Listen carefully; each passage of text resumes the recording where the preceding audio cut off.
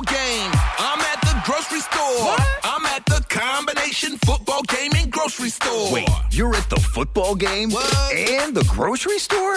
I'm at the combination football game and grocery store. Groceries through Instacart, delivered to my door. I don't have to choose between football and the grocery store.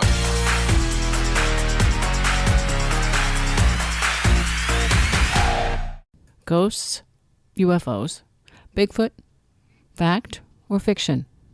It just takes one sighting, and you have your answer. Becky Cook is my guest. She's a lot of fun to talk to already. I didn't even have the microphone turned on, to record or anything, and we've already wasted like a half hour. So I thought, I better start recording. Okay, here's the story. Local woman collects more than 60 accounts of Bigfoot sightings in Idaho. Okay, you can Google that. It's the eastidahonews.com. And this is where you can get the background on Becky and her books. And the deal was, when I read it, I'm like, what a fun job to segue into. All right. You're already a reporter, writer, news person, and your assignment is to go out and find a guy who hunts on horseback. And so you're out doing your assignment. Yay. And the guy says, oh, by the way, I saw Bigfoot. Whoa. There you go. Life-changing moment. Or was it? Yep, it was. He told me about that, and I just thought, are you kidding me? This is crazy.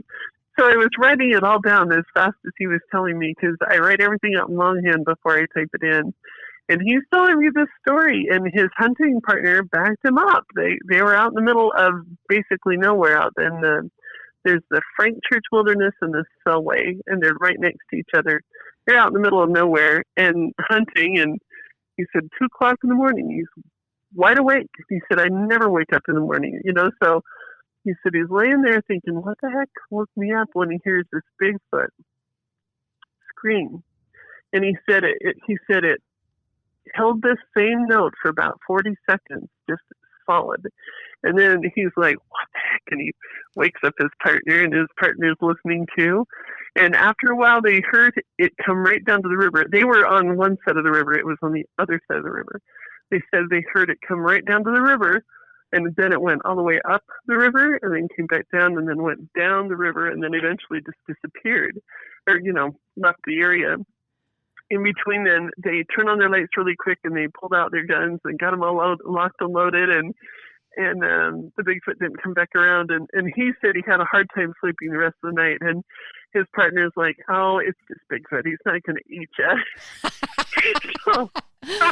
So the next morning, they get out, and he's like, oh, I wanted proof. I wanted proof there was something out there. And he said right across from their camp on the other side of the river, there was this big rock that kind of jutted out into the river. And he said they found footprints in the mud leading up to it and going away from it, where it stepped on clearly. These great big huge footprints. And he's like, from there on out, he was a believer. Oh, and I mean, wow. this guy, when I interviewed him, this has been, 2003, I think, is when I interviewed this guy. And at the time, he's in his 50s, doesn't drink, doesn't smoke, doesn't use crazy drugs. And he's telling me this story, and I was thinking, that is so stinking cool. I found my calling. Yes. Yeah. Well, actually, I didn't think of it that then. I've actually heard a lot of stories since the time I was 4. I grew up on an Indian reservation. We heard stories all the time, and I started collecting them and just sticking them in a folder when I was a teenager. So I did that for a really long time, and then there was this period where I didn't hear of anything, and then this one kind of falls into my lap, and that is. I told my editor, and he was like, I knew that we didn't print that type of stuff. I knew it because we're, news. Yeah. Just Mainstream. The fact, yeah. So, was it farm news or what in your community? Yeah. Okay. Intermountain Farm and Ranch.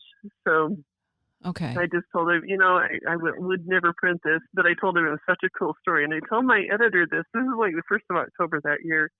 And I said, yeah, we'll never use it. And he calls me back about 2 hours later, and he says, you know what? Let's run that for the Halloween edition. That way people can make up their own minds as, wackadoodle or whatever. Right. So we ran it for the Halloween edition, and then it just happened that my editor went on vacation that next week. And he's driving across South Dakota, and he said, he's going through his mind, oh, crap, I hope I don't get in trouble. And we didn't have any really solid news except for that crazy story of Becky's and Bigfoot. Oh, yes. Man, I hope I don't get into trouble. And he said he came back, and we've gone into second print. You got in good trouble. So, yeah. So the next year, we did it again, and then I found some true ghost stories we ran with one time. So anyway, it was fun. Okay, well, and see, that's what I think is so fascinating. Hearing your story and hearing you say, I kept a file of this kind of stuff from the time I was a kid, and so the interest was always there and the curiosity. And then here this gem falls in your lap, and it's like, you were prepared because you'd already had some kind of a background in reading the stories. So you weren't going to say, don't tell me, I don't have time for this. You were going to say, hey, yes, somebody who's an experiencer telling me the story. How good can it get? Yep. So, all right. So now you grew up, you said, on the reservation. Were there the stories that you heard? Was it current contact or old stories? What was the nature of both and all sorts of things? So my dad was a police officer, and but we lived on the reservation. I am not native, but and no one in my family is native. But my dad has very strong integrity and honesty, and that's the way I was raised. And so when there was a problem on the reservation, like say they need electrical work done or whatever, they would have my dad come in for a second opinion and say, okay, they say we need this. What do we need? What do we really need? Yeah. And so they trusted him. And when crazy calls would come in, like Bigfoot or whatever, and they needed a backup liaison, they sent him over because we were already right there. Mm-hmm. So it just happened, like when I was 4 years old, they had this Bigfoot came down and tried to shake apart a trailer. And back then, people didn't have phones. And cell phones were just, imaginary by then. Yes. But so these people waited, and the Bigfoot went around the side of the trailer, and they all ran out and got in the car and went down to the police station. And 2 police cars went out with a policeman. And by the time they got there, the Bigfoot was gone, but it had taken apart the well house, pump house, and just totally dismantled it. And there was footprints all over the place in the mud. So they followed the footprints down on the canal, which ironically was right near where we lived. And they found this Bigfoot that was head and shoulders above a lilac bush. Oh. And so they just backed off at that point because the Indians don't believe in bothering them if they're not bothering someone. And by then they weren't bothering anybody, so they just backed off. Right. So I heard this story when I was 4, and then we actually drove past that house. It was kind of one of those random things. About 3 or 4 days later, we were driving past that house, and my dad pointed it out. And I just thought, wow, what's a Bigfoot? It was just, you don't really absorb that when you're 4. Yeah, yeah. And years later, I'm writing the first book, and I mentioned that to this lady, and she said, oh, well, so you haven't heard the rest of the story? And I said, there's a rest of the story? I mean, how random is that? Wow. And she said the man who lived in that house had taken a pot shot at a Bigfoot, at a juvenile Bigfoot, and had drawn blood. It didn't die. It just kept going. But 2 days later, this great big Bigfoot comes over, and I said, oh, so this is like Mom saying, don't you mess with my kids, Wow. So, and she said, yeah, I can see that happening. And I said, so what happened to the guy? And she said, he moved out and left the area. I think he was afraid they'd come back. Yeah, they made their point. Okay. And that's the other thing, too, that, when you see these shows on cable, whatever, that are out there with their guns, okay, we're going to go shoot us a Bigfoot. It's like, what are you thinking? Yeah, really? It's like, you don't know what you're hunting. No. Seriously? No. You don't know what you're after. Well, and the other thing, too, when you the stories that I have read and talked to people about in terms of, walking along and there are footprints, and then there are no footprints at all. They're completely gone. They disappear. And the dog can't track, nothing, it's gone. And so those are little questions, as if you really seriously think you're going to go hunt Bigfoot knows you're coming. Yes, indeed. Becky Cook, my guest. Bigfoot, the stories. Next, KCMO Talk Radio.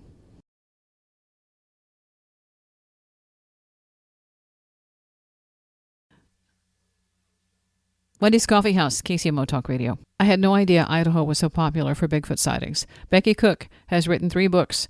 Bigfoot lives in Idaho. Bigfoot still lives in Idaho. And Bigfoot lives forever in Idaho.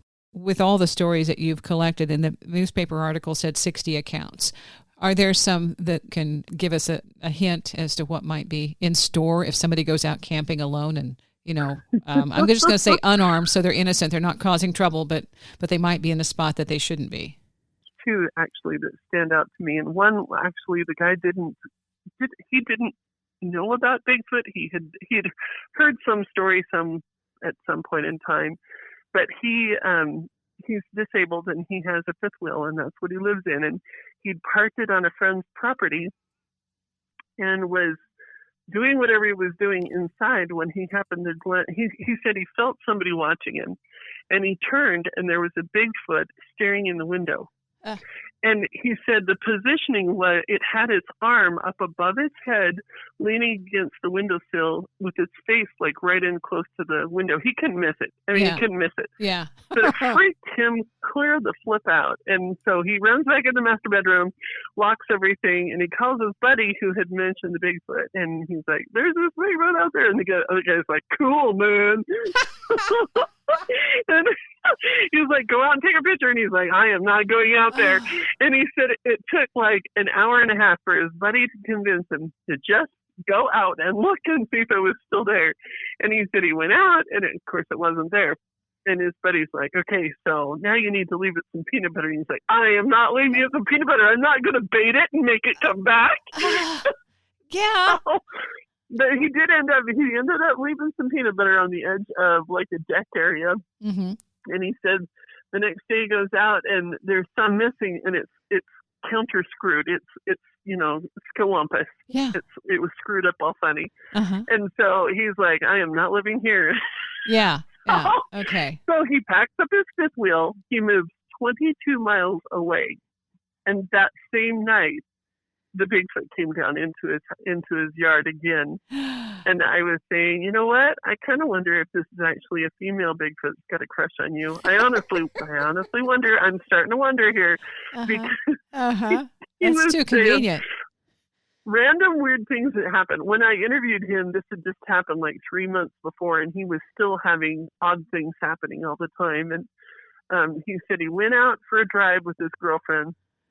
They park and they're making out, and he says, things are getting kind of hot and heavy. The windows are steaming up. When he said somebody picked up the back of his pickup and just lifted it and dropped it, and he's like, "Oh my goodness, what the heck?" And his girlfriend's like, I think I want to go home. Yeah. Yes, I do. Take me home. Yeah. So it just takes him home. So that was one that was just kind of random and funny. And I can't even remember how I met that guy. It was one of those random things. Well, and that's the paranormal stuff that goes along with this, the unexplained, because it might be that you're not going to see it. You just see the result or feel the result. That's what other people have described, is that there's a telepathic connect. That's one thing, like when the guy said he didn't know why he woke up, but something woke him up. And then he heard the sound. So something in, that other sense had kicked in, and he's like, okay, there's something here. What is it? And why am I awake? And then this with something picking up the truck and, making a point. That's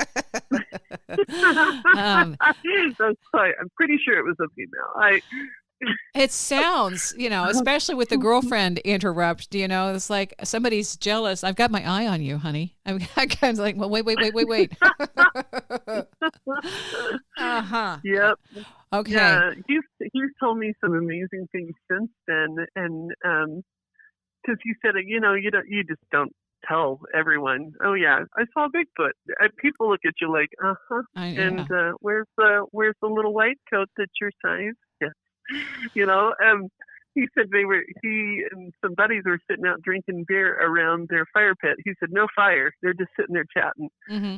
And the one guy's like, oh yeah, I don't know if I believe in Bigfoot. Yeah, and he said, the funny thing is he's glancing over the guy's head and he can see this Bigfoot that came past his house and walked down the side of his trailer and then went across the river.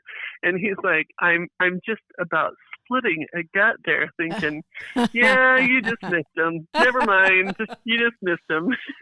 So he's gone from being completely paranoid and scared of them to, oh yeah, they're the neighbors. They come by every once in a while. Yeah. Just, behave.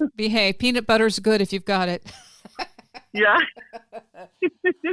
Okay. The other thing about that, when I was reading your information talking about people who've had near-death experiences, saying that is a real big key and a connect between people who have sightings. I'm really, that's one of my pet theories. And, I can't prove or disprove that. I'm finding that there's a higher occurrence of people who've actually had near-death experiences and then have seen a Bigfoot. And I know that was the case with me because I'd gone through some crazy things, and then here I start seeing these Bigfoot. But yeah, it seems to be about 70%. And sometimes I wonder if the person even remembers that they had a near-death experience, because that can also be true. They just don't remember. It was too traumatic or whatever. Okay, now did you have a near-death experience? Yeah, I'm one of those people. Well, okay, let me pick it up. I'm very unusual. I'm one of the tallest women you'll ever meet. I am 6'6", been this tall most of my life. I can't take medication most of the time. I can't even take aspirin or Tylenol. It'd kill me. So, but I have a bunch of kids, and I had several of those C-section. Well, those are kind of counterproductive right there. So I would tell them, okay, can't take very much medication, but there was twice when I was overdosed and I completely left my body, and I remember it. Okay. But I didn't remember the first time until the second one happened. And then all of a sudden it was like, oh, this happened before. I remember this. Wow. So that happened, and then, it's just, I see people that other people can't see, and I'm aware of things that other people aren't aware of. And so that kind of, with the Bigfoot, it's almost like posing a question to the universe. Okay, have the Bigfoot been here? Oh yeah, I can feel it. I can feel it inside me where they've been, and just, I know that one's kind of random, but no. I believe me. There's another guy who does Bigfoot research, and he has that same kind of connect, and it's a telepathic thing, and it's it's a sixth sense where there is this awareness that they are present. And my own experience when I went down to Board Camp Crystal Mine, I was going for the crystals. I thought that was fantastic. It's in Arkansas, Mena, Arkansas, and it was going to be short little jaunt down to go check out and find out more about the crystals. Only when I got there did they say, "Oh, by the way, we have Bigfoot sightings. Look, this is what happened last night. See this big 12-foot log 20 feet up in the tree? That happened last night." Oh, well. That's another part of the story. So it was, and then that night when we were there was a shelf that was in the room. The next morning, the shelf was gone. My husband and I both remembered this shelf being in that space and then it being empty, and thinking, what the heck? But it was a test of, are you paying attention? How much, are you aware? That happens a lot. My youngest son is on the autistic spectrum, and he was, how old, man? I think 8 or 9 when we started seeing, we started finding footprints in our yard after we'd watered. You flood irrigate and it goes deep, and we'd find these great big huge footprints. He found the first ones. Mm-hmm. And he came in and he showed them to me, and I'm usually either barefoot or in my flip-flops. So I went outside and popped my flip-flop off, and my feet are almost exactly 12 inches long, and these were 4 inches longer. Oh. And clear footprint. It had sunk in deeper in the heel than the toe, but just clear as could be in the middle of the yard. And I was thinking, that is so stinking cool. Got to take a quick break. Okay, we're going to come back. Wendy's Coffee House, KCMO Talk Radio.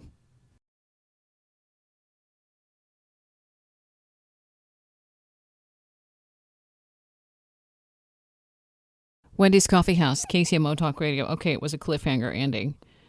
We were just getting to the good part of the story. Becky Cook, my guest, 60 accounts of Bigfoot sightings, at least. Those are the ones she can talk about.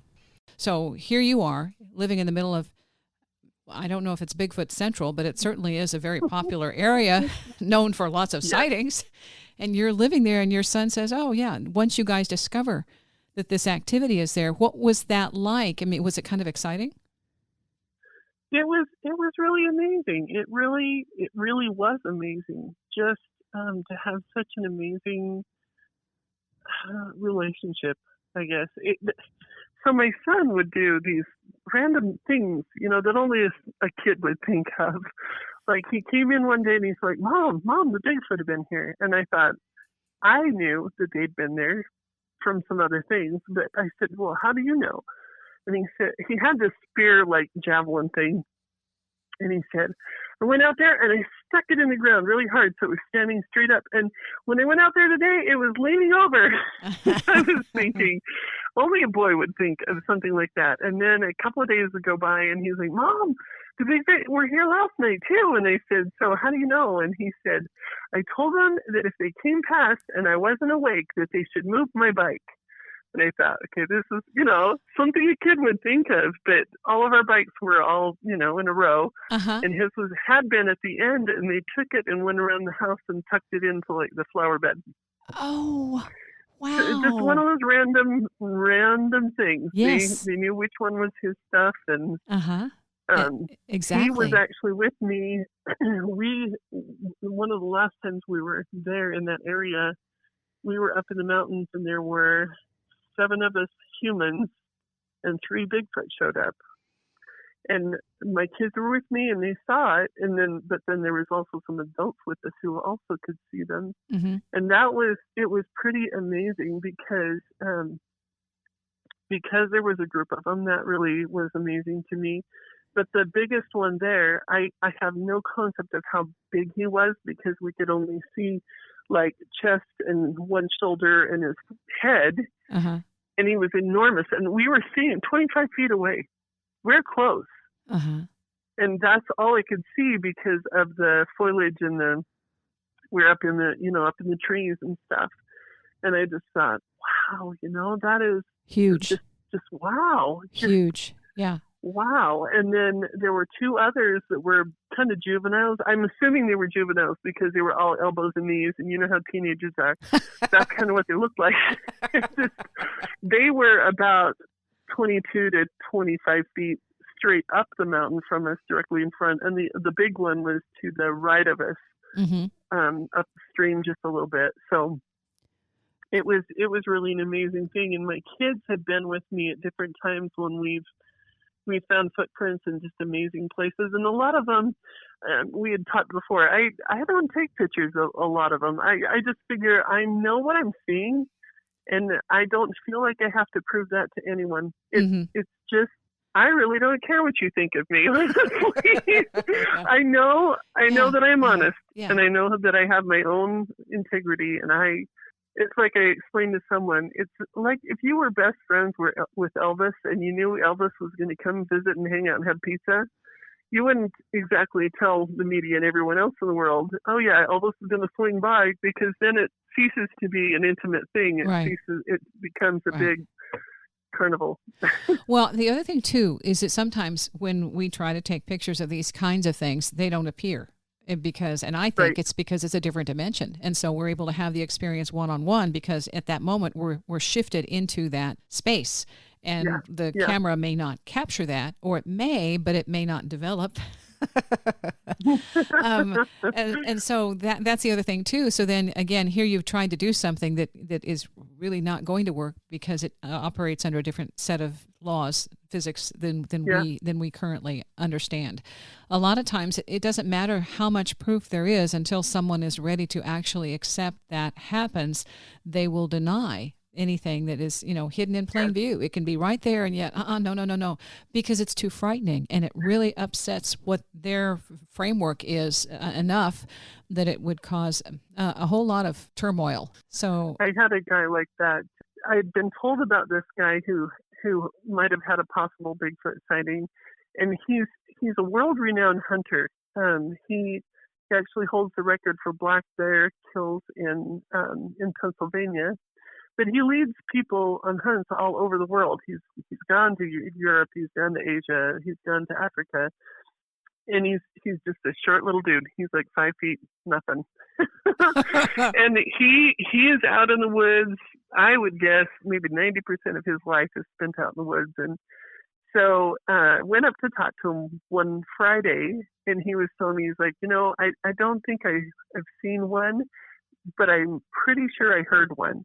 He said he was out stalking something, Mm-hmm. and he said all of a sudden all these animals just started running past him, and he said you kind of have this feeling like, okay, should I be running too? Yeah. And he said he went up a tree and he sat in a tree and he heard this voice, this loud noise, and he said it shook him through his chest. And that's one thing that I've noticed. If you stand real close, they've got deep voices and they're loud, and he said it shook him through his chest, and he was like, oh my gosh, I don't know what the heck that was. But he said all of the animals ran away from it. And so this on a Friday, I'm interviewing him about this, and we chatted about all sorts of things. The following Wednesday, I'm headed somewhere else. I get this phone call from him, and he's so excited about couldn't speak. And I said, what? Okay, slow down. What happened? As they were going up to the top of the mountains, laying out some bear bait, he and his friend's driving. And he said on the way down the mountain, he's kind of dozing and the road's twisting and turning. And he said all of a sudden up ahead, he saw what almost looked like a bear jump across the road. And he tells his friend, stop. And they go back to where they saw this thing, and there is a clear Bigfoot print on the right side of the road and jumping over to the left side of the road, just clear as can be. And so he pulls out his little trusty measuring thing, and it was 87 inches from the heel of the one foot to the toe of the other foot. 87? So one jump, 87 inches straight across. And he's like, it was just amazing. So he said, so we started looking around to see what else we could find. And he said, this was in the fall, but there'd already been some snow. And he said, we actually found this little ridge of snow and found footprints of a big one and then a little one right beside him. And so he's like, that was just so cool. I think I saw my first Bigfoot. Woohoo, And it took that long. So, yeah. Yeah.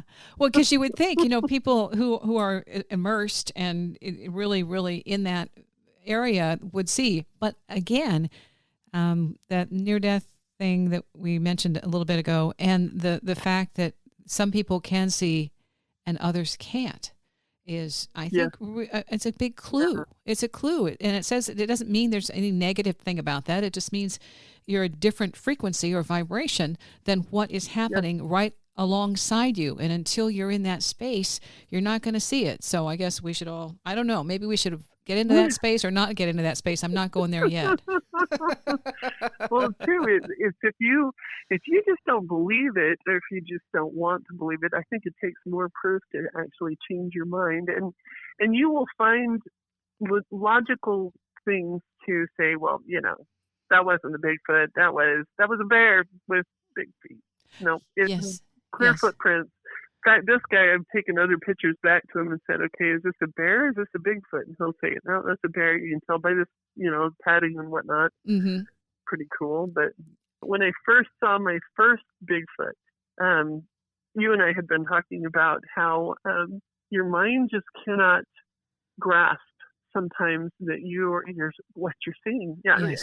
And that's the way our minds work. I mean, literally, if somebody goes through a lot of trauma, it's actually a good thing. They can it gets tucked back in the recesses of their brain until they're old enough or until they can deal with it. And so I actually saw my first Bigfoot in 2000.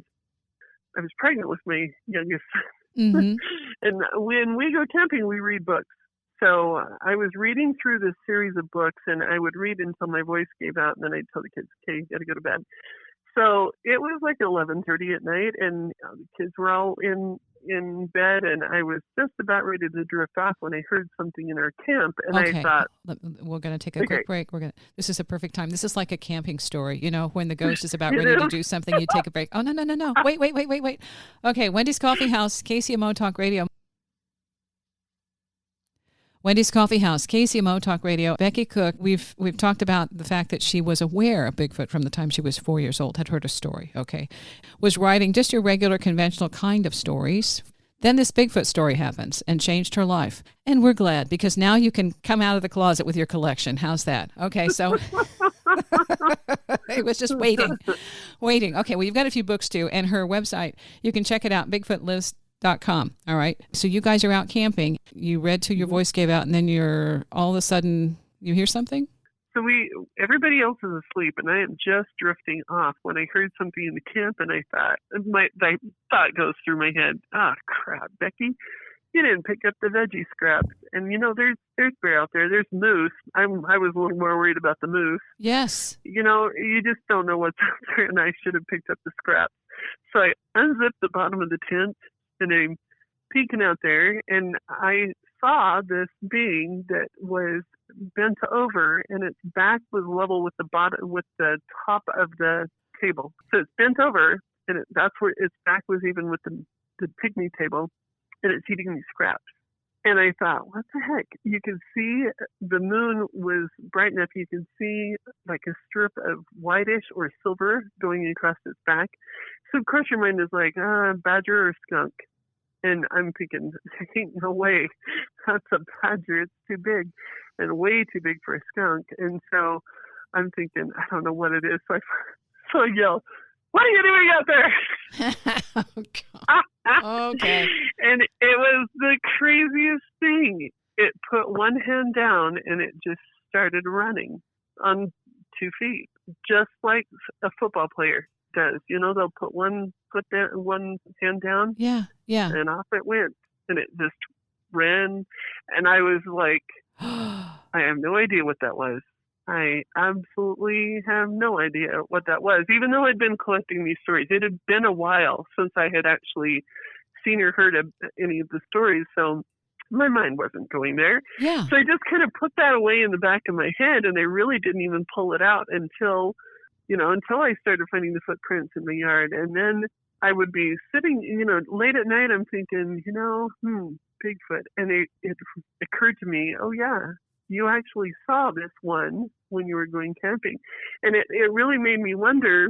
A lot of people will say that those Bigfoot are really curious, and I think maybe they were just there listening to the stories or listening to my voice. I don't know. Mm-hmm. Because I would read every single night we were camping. We'd work our way through these books. So who knows? But it was fun. And that was actually the first time I saw him, but I've seen him multiple times since then. In the book, you also have the footprints, and these are huge. There's a pen that's in the middle, and there's about 3 or 4 inches on each side of the pen. Yep. So that's like, 18 inches or so for that foot? Somewhere right around there. The story was originally done by Finding Bigfoot, but they said there were literally thousands of footprints to choose from. They just found one that was really ultra clear and laid a pin down, took a picture. And then I was given a copy of it when I interviewed the guy and asked about it, because literally it was kind of just over the mountain range from where I was living at the time. That's, I think, so fascinating that there's so much activity, and yet people are still afraid to talk about it, because you had a bunch of stories that you said you couldn't share because they were still, no, I'll tell you the story, but I don't want to go public. And so there are some stories you're sitting on because there's still that stigma. Yep. There's a lot of people like that. And I feel privileged to have the stories, honestly. I really do, because it's that element of trust, and I'm grateful that I'm trustworthy enough that they let me use those stories, even to just tell when I'm talking to people. I really enjoy that. And some of the people that I've interviewed, they've since passed away, and so I just think, okay, how can I maybe use those stories? But then it's an integrity thing. I won't put them in book unless I can actually back it up. And that's one of the things that I wanted to drill down on, and with all of my books, is that if you go back and you interview these people, they're going to tell you the exact same story. Nobody's making anything up. Yeah. This is what happened. Some of them, I don't know if they will talk to you. But Yeah. there was one guy, he lived, they used to call the area right in the center of Idaho, they used to call it the Devil's Triangle, and it was just really rough and really wild. It still is. There's a nuclear exploratory laboratory out there, and its land is fenced. But then there's a real rough, rugged area by it too. And every once in a while, I'd hear some stories out there when somebody was out there, and this man was like, "Oh, I've heard tons of stories." And I said, "So tell me a couple." And he said, he had a good friend who had some cows that disappeared one day. They broke out of their pen and just disappeared. And so he was going to go out and look for them. He and his son were both on horseback, and they looked all day long and could not find them. But then there's these arroyos. So, it looks deceptively flat, and then all of a sudden you find this big old chasm. And so they were working their way through them, and they were running out of daylight. And the dad says to the son, let's split up. I'll go this direction, you go this way, and there's a bluff over there. Just get up on top of the bluff, and maybe you can see the cows. So the boy heads up this bluff on horseback, and he's working his way up near the top when he comes, horse sees it first, he comes across this Bigfoot hunkered down eating something, squatted down on the ground eating something. And of course, his horse sees it first and smells it first and threw up its head and then just went absolutely crazy berserk. So he saw it, and then the Bigfoot stood up, and it was taller than him on his horse. And by then the horse was like having no part of that, turned around and ripped off down the mountain or down the bluff. Mm-hmm. And I was like, "Do you think I could talk to that guy?" And he's like, "Nope, he won't talk. I can guarantee you he won't tell you this story." He said he just kind of told me this under duress. Under duress. So I was just thinking, I said, he was probably eating one of your cows. just to be crazy, Yes. It was like, okay, there's a little humor here. Maybe it's not funny to everybody, but hey, that's humor. Yeah. There's a food thing, and I know people who do set out like little candies and little trinkets and stuff like that, and they'll be moved and they'll move them around and stuff. But then you hear the stories of the animals that they find, parts and pieces. And it's like, okay, I really don't want to interrupt that.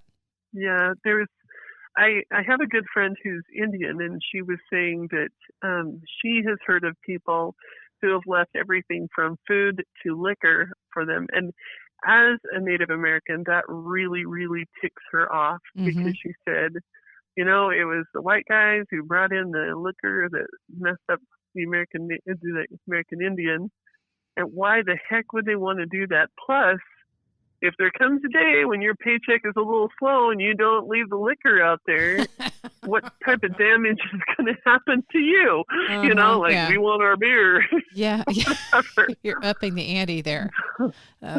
Chocolate's okay. I have actually, I've left out apples and carrots and melons. They love the melons. Love them. Carrots, not so much. I would first time, I left some apples and some carrots out, and they ate the apples, and they left the carrots until they were these poor, puckered, withered things. Oh, no. Okay, yeah. At which time I just threw them away. I was like, okay, so carrots are not a big hit. Yeah. Okay, we don't do veggies. Okay, just like any other, teenager, forget the veggies. Give us the good stuff. We do need to mention you've got books available on your website, bigfootlives.com. I actually have 3 books out, so if you look on the website and there's only 2, come back. So we have Bigfoot Lives in Idaho, then Bigfoot Still Lives in Idaho, and then Bigfoot Lives Forever in Idaho. And when I first wrote that first book, I was just like, you almost never hear of stories in Idaho, but there are a lot of them. There's a lot of them. So I'm just kind of representing the state. Just throw that out there because I love my state. But I'm also doing kind of like a greatest hits type book and compiling some of the best stories from the 3, and then adding in some other things. But it's not quite ready yet. Almost. Hopefully very soon. Becky Cook, BigfootLives.com. For more shows in the podcast archives, Wendy'sCoffeehouse.com. Thanks for listening.